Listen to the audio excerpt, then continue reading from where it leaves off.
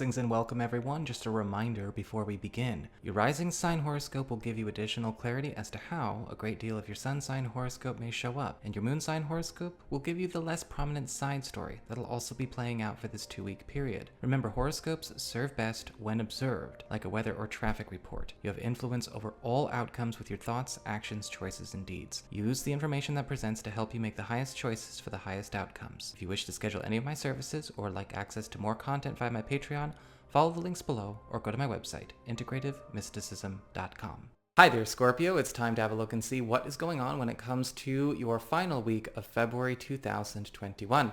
And just a quick heads up for you, when it comes to this week, we are still very much under the influence of that new moon in Aquarius we talked about in last week's horoscopes. And if you didn't see them, because I found out that YouTube does not distribute my videos evenly across my feeds when I upload all 12 videos at once, you might want to go back and check that out because that's still very much an important influence of this week as well. We're not going to be talking about the full moon in this particular video because that's technically the very end of this week, beginning of next week, depending on where you live in the world. So we'll get there for next week's horoscope. But we are going to talk about another aspect that is very much a big part of this week. It runs from Tuesday through Friday, and that is Mars, planet of action, passion, and energy in your 7th house of partnerships, closest one-on-one connections, platonic and personal and romantic and all of that kind of stuff. Taurus forming a very strong trine to Pluto, which is in your 3rd house of communications, pacts, promises, and commitments, Capricorn. Now, Pluto is the great transmuter, and Mars is the divine ascended masculine action and problem solver. And when we have these two in a trine, we have a positive outcome or a positive shift coming, but it's going to feel like ripping off a bandage in so many ways. Because with Mars in the 7th, there is actually going to be an alliance or a partnership or a friendship or some kind of connection that is helping you to break out of some kind of contract or, again, pact or promise or commitment or covenant or something going on in a peer group that is giving you an opportunity to break free of a lot of attachments that you have maybe going on, maybe things that you brought into 2021, things you brought into February. You're getting a chance to finally make a big freedom break here. But with Mars trine to Pluto, it's happening in a way that's actually very abrupt. This is something that kind of goes all over, goes all out, and while it is in the best interest of everybody, it might not occur by the means anyone expected or may happen in such an abrupt and such a harsh way that it might not be pleasant for all involved. But once we get past it, we get through it, right? We don't delay it. The suffering occurs when you drag it out. You're going to find that it was all worth it. And actually, you're in a better position with maybe better people, better commitments, better pacts, better companions all around. When we talk about your cards, for your spiritual theme of this week, you do have the Queen of Pentacles upright. And this week is all about getting life back on your terms, especially when it comes to life conduct, atmosphere, environment, home, work, your personal abundance, your resources. Because with the Queen of Pentacles, we are getting a chance to get off of a road that we don't belong on anymore. And we are getting a chance to get back on our road.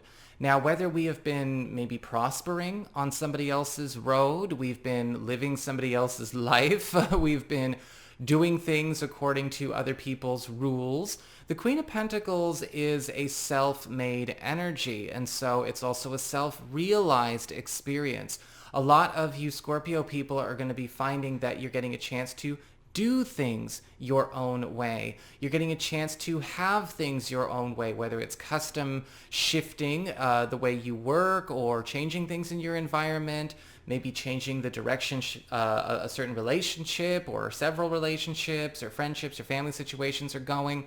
The Queen of Pentacles is putting you in charge and giving you all of the authority and power without having to necessarily worry about being on somebody else's road or doing something somebody else's way. And the nice thing with the Queen of Pentacles is that there is the backup, the social and material backup as well. So make sure that you give yourself the opportunity to do that. As we get onto your material shifts with work, your job, your finances, living situation as it relates to practical matters, well, you've got the King of Pentacles in reverse. And this week, we are in a situation where we have to monitor where certain arrangements, certain proposals, certain jobs, certain projects will be, of course, very fiscally rewarding or financially rewarding or professionally rewarding, but would they require us to maybe pay a price that is not necessarily monetary? Because with the King of Pentacles reversed, I am seeing a lot of you Scorpio people coming into a place where, yeah, you have a chance to really make a big score. But we want to make sure that the work or the energy or the identity that we take on to get it doesn't actually get in the way of what we're getting it for. And with the King of Pentacles reversed, a lot of you may be finding that, work or commitments to work or commitments to certain living arrangements are becoming too demanding in spite of the fact that they might be practical or pragmatic or even comfortable. Some of you may find that you have to adjust certain terms that are no longer worth it in spite of the reward. And some of you will get a chance to renegotiate or negotiate things that are being put on the table or put in motion before they go down that road. But you have to be brave enough to put your own path first and make sure, again, that you're not selling out, continuing to sell out, or allowing yourself to be bought. As we get on to your communications with friends, maybe relatives, other people in your life, you've got the Chariot in reverse.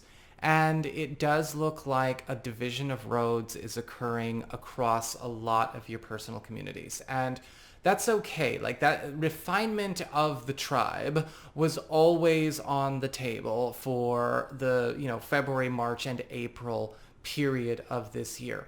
And it doesn't mean like everyone's scattering and going to be all desolate and alone out in the desert. No.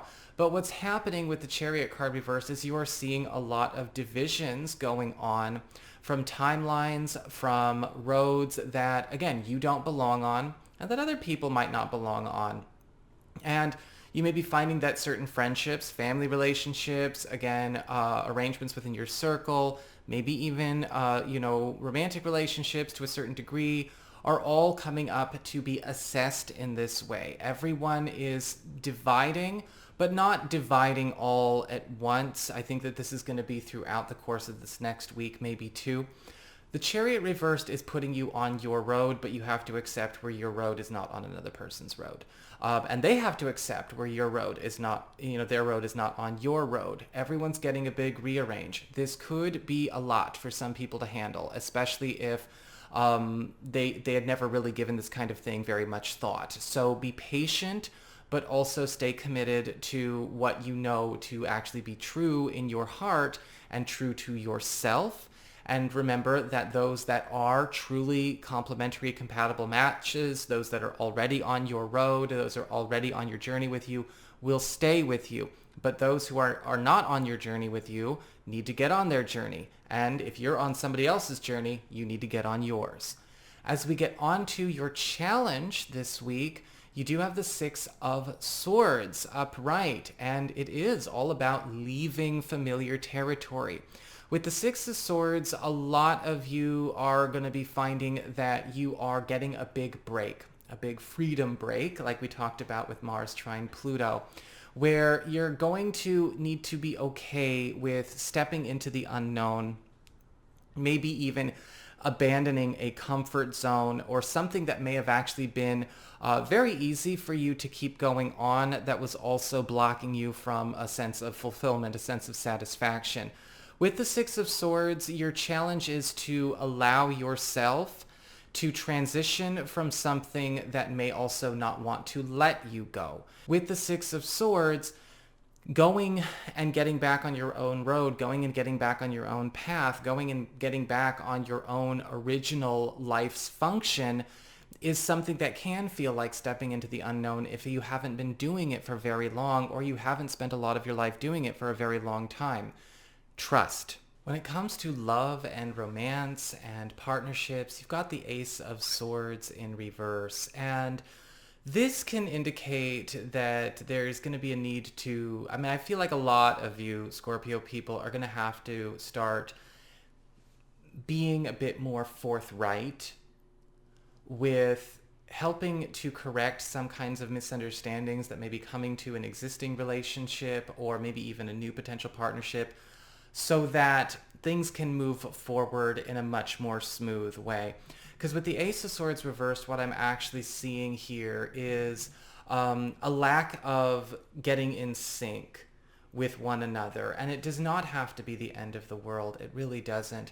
But this could actually be because either a partner or a crush, or maybe something we notice within ourselves, might be falling back into a familiar pattern that does not serve at all. Sometimes with the Ace of Swords, we might even see where certain areas of development did not occur with somebody, and they need to kind of catch up on a lesson or catch up on a part of their own personal maturity that they delayed or deferred or skipped or missed over the course of their development.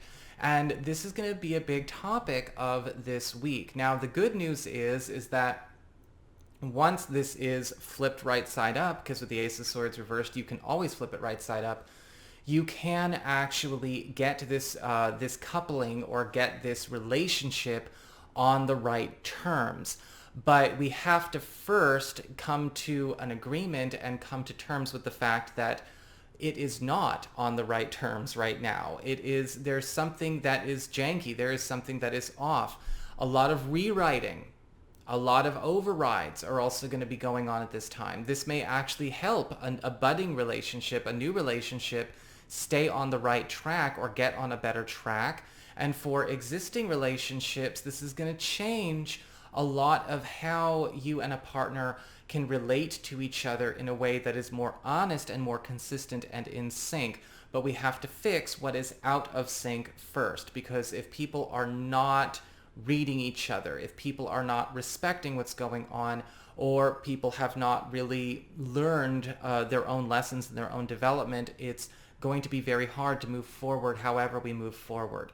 So that is what I've got for you, Scorpio people. I hope you enjoyed it. If you did, don't forget to like, share, and subscribe, because you know I appreciate it. And should you ever want to get a session with me, all you need to do is go on ahead to my website. It's integrativemysticism.com.